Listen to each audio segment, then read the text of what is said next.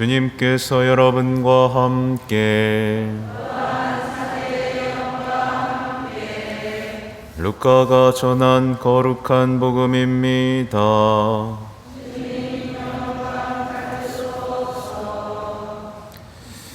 예수님께서 어떤 곳에서 기도하고 계셨다. 그분께서 기도를 마치시자 제자들 가운데 어떤 사람이 주님, 요한이 자기 제자들에게 가르쳐 준 것처럼 저희에게도 기도하는 것을 가르쳐 주십시오 하고 말하였다. 예수님께서 그들에게 이르셨다. 너희는 기도할 때 이렇게 하여라. 아버지, 아버지의 이름을 거룩히 드러내시며 아버지의 나라가 오게 하소서. 날마다 저희에게 일용할 양식을 주시고 저희에게 잘못한 모든 일을 저희도 용서하오니 저희의 죄를 용서하시고 저희를 유혹에 빠지지 않게 하소서.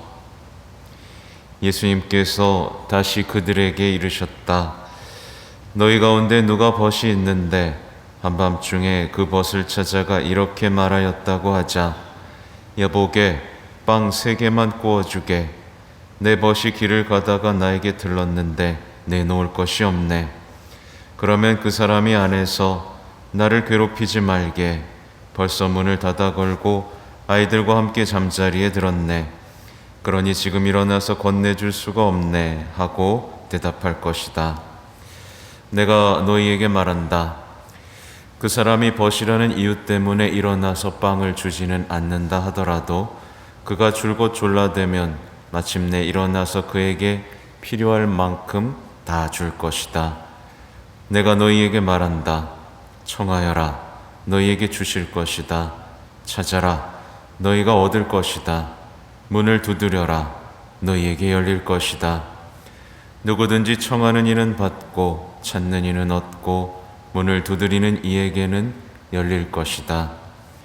너희 가운데 어느 아버지가 아들이 생선을 청하는데 생선 대신에 뱀을 주겠느냐? 달걀을 청하는데 정갈을 주겠느냐? 너희가 악해도 자녀들에게는 좋은 것을 줄 알거든 하늘에 계신 아버지께서야 당신께 청하는 이들에게 성령을 얼마나 더 잘 주시겠느냐. 주님의 말씀입니다.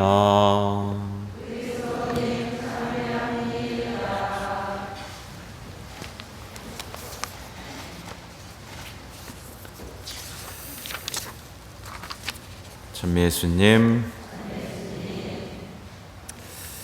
네, 오늘은 아까 말씀드린 대로 세계 조부모와 노인의 날입니다. 그래서 이 주보 중간에 보면 이제 세계 조부모의 날, 노인의 날 담화문이 이렇게 나와 있죠.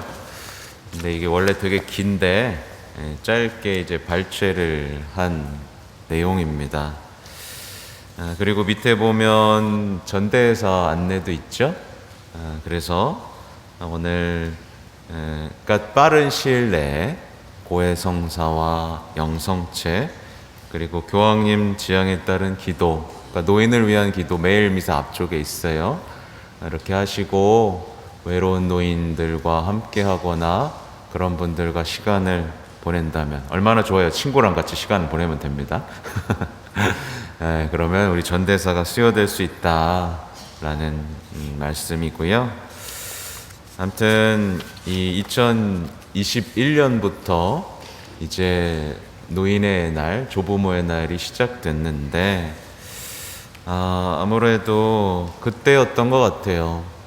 코로나가 막 유행하면서 사실 마치 노인이 쓸모없는 존재처럼 여겨지고 노인이 죽도록 그냥 방치되는 현실, 그리고 날이 갈수록 젊은이들과 노인의 갈등이 심화되고 노년이 마치 저주받고 버림받은 삶이라고 느껴지는 이 시기에 이 교황님께서는 노인의 날, 또 조부모의 날을 제정하시면서 젊은이와 노인이 소통하고 노인이 결코 버려지는 것이 아니라 축복받은 삶이라는 것을 알려주시기 시작했어요. 그래서 세계 첫 번째 날에 담화문의 내용도 그렇고 강론 내용도 그렇고 보면 이제 노인의 가치에 대해서 계속해서 얘기를 해주십니다. 그리고 오늘 2차 세계 조부모의 날, 노인의 날, 조부모와 노인의 날 너무 길어요. 네, 조노날 이상하죠? 아무튼 이 날에 2차 담화문을 발표하신 내용을 그래도 조금 이제 알려드리고 싶은데요. 이 주보에 나온 내용들은 그런 거예요. 나이 드는 것을 두려워하고 늙은 것을 일종의 질병으로 여기고, 그러니까 사람들은 자꾸 늙기 싫어하죠. 주름을 감추려고 하죠. 흰머리도 감추려고 하고 내가 늙어가고 있다는 걸 자꾸만 감추면서 버림받지 않으려고 하면서 동시에 뭐라 그래요? 늙으면 죽어야지. 뭐 이런 얘기하면서 난 요양원에는 안 갈 거야. 뭐 이런 얘기로 하면서 자신의 삶을 스스로 가치 없어지고 있다는 걸 인정하고 있지만 교황님의 말씀은 그게 아닙니다. 성경의 관점과 하느님의 관점은 달라요. 예로부터 우리 그리스도인들은 늙어가는 것, 노년은 장수는 축복이었습니다. 맞죠? 오래오래 장수하는 건 축복이었어요. 그래서 성경을 보면 느지막이 노인이 되어서 자녀들에게 축복을 하면서, 그죠? 온갖 축복 속에서 사람들의 기도 속에서 돌아가시는 모습들을 자주 발견할 수 있죠.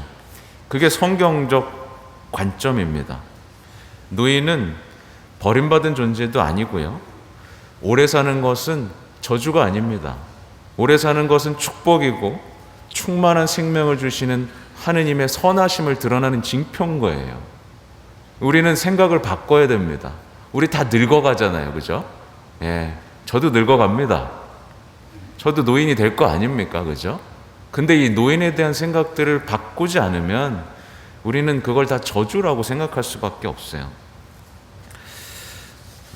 그래서 중앙에도 또 나오죠. 노년은 항해를 포기하고 돛을 접어야 하는 때가 아니라 여전히 열매 맺는 시기입니다 라고 말씀하시죠.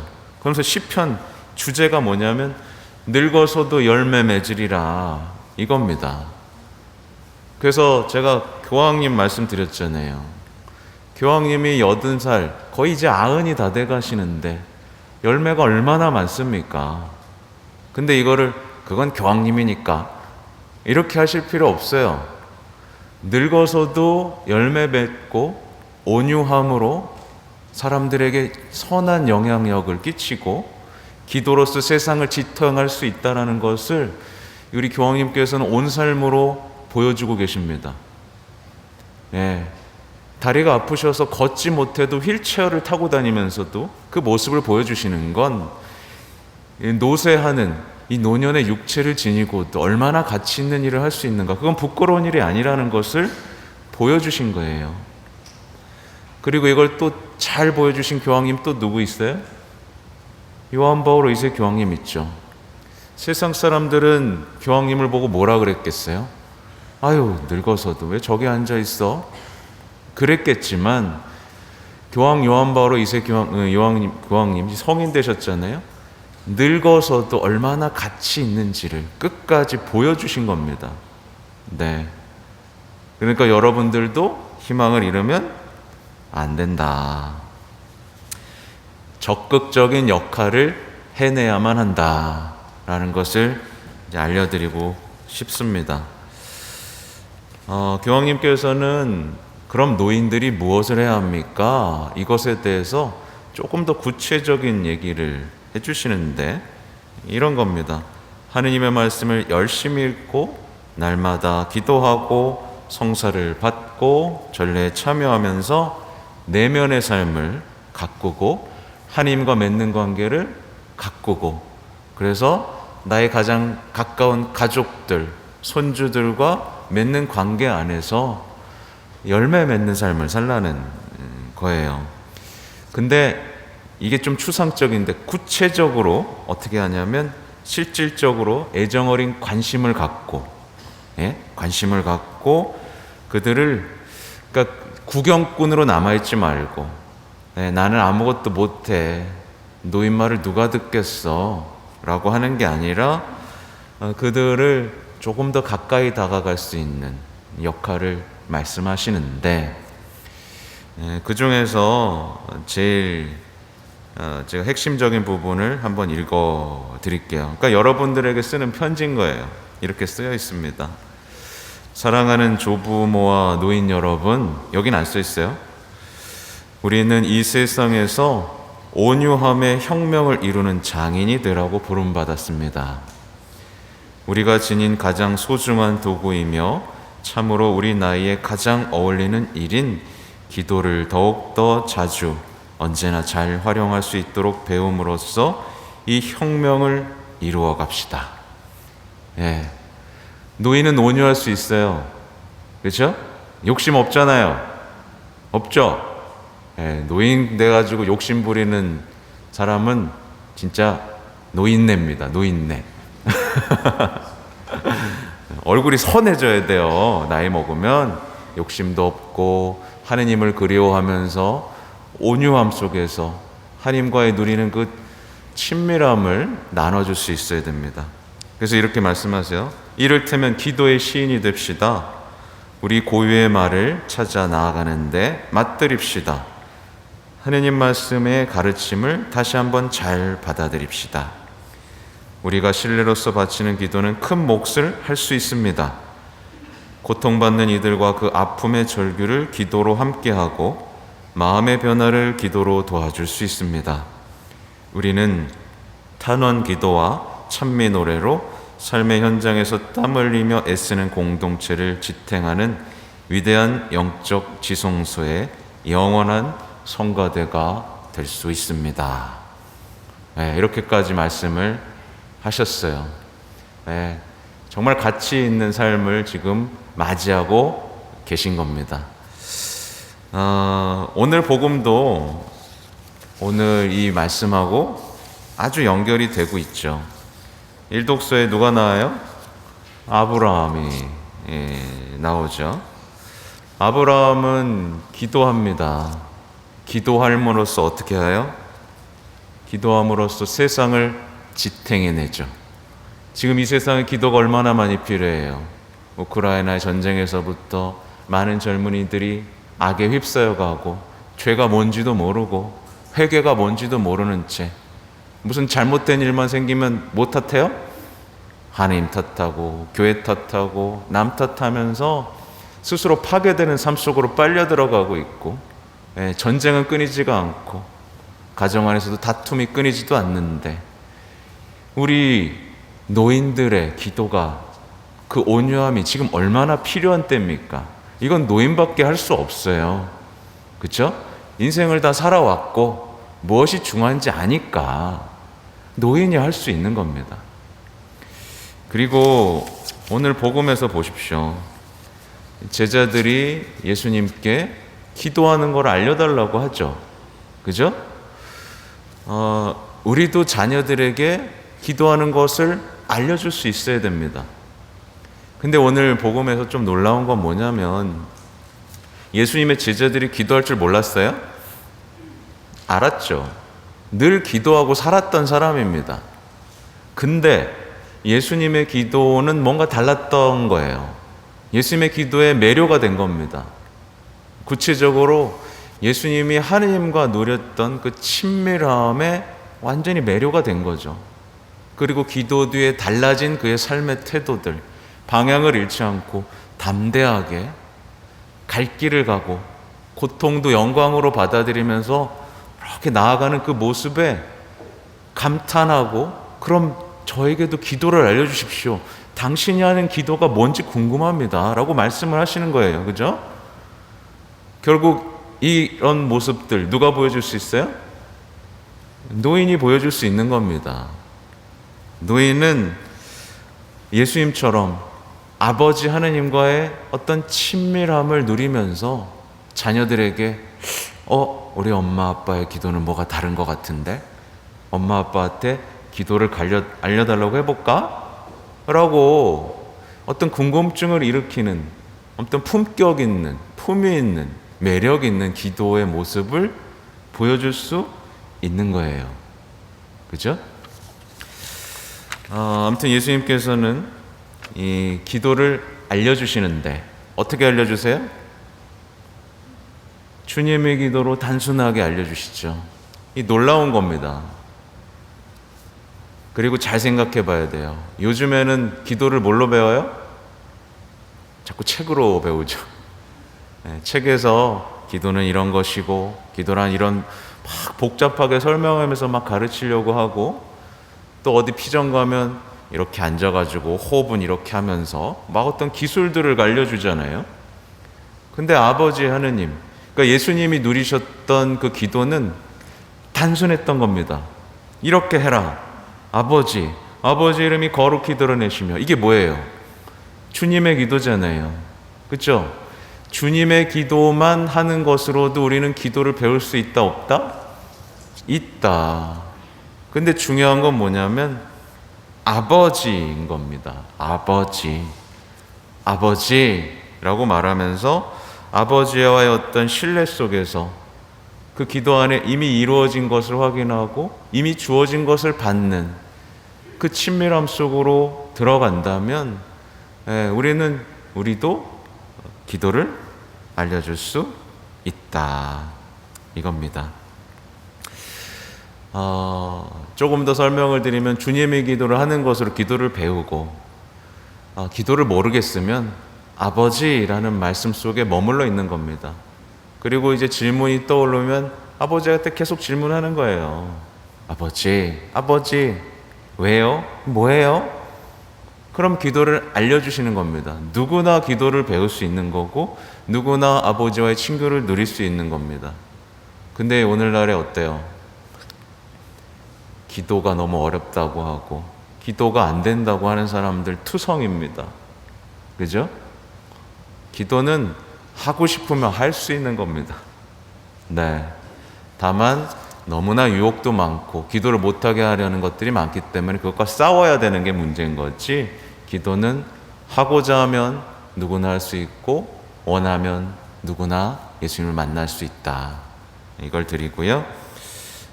또 하나는 이제 뒤에 나오는 비유의 내용입니다. 청하면 다 받을 수 있다라는, 필요한 만큼 받을 수 있다라는 얘기인데, 요즘에 어때요? 청하면 받아요? 못 받아요. 청했는데 못 받아서 실망하고 이제 예수님을 못 믿겠고 그래서 기도를 멈춰버립니다.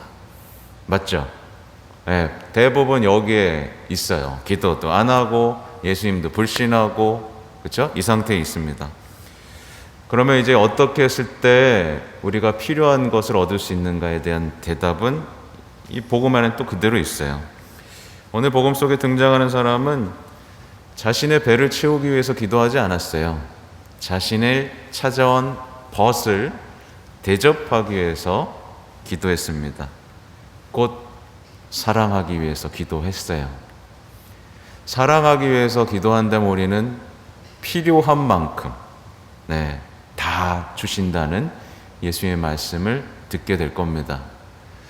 근데 중요한 건 여기서 우리가 알아차려야 되는 건 유혹과 싸우면서 기도해야 된다는 거예요. 그러니까 내 배를 채우려는 욕망, 이런 것과 싸워서 유혹과 싸우고 악과 싸우고 죄와 맞서면서 기도를 해야 되는데, 우리의 기도는 어때요? 이게 유혹인지 유혹이 아닌지, 하느님의 목소리인지 악마의 목소리인지도 모른 채 그냥 기도만 하는 겁니다.